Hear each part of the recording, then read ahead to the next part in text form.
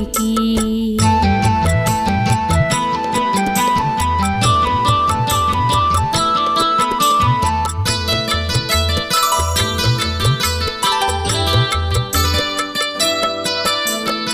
రావమ్మ మా ఇంటి దనుక లాలితముగా వేడుకుందు. రావమ్మ మా ఇంటి దనుక లాలితముగా వేడుకుందు. ఎప్పటికీ మా ఇంట్లో ఉంటే తప్పక నీకు పూజ చేదుము లక్ష్మీ. రావమ్మ మా ఇంటికి శ్రీరాజపుత్రి వరలక్ష్మి.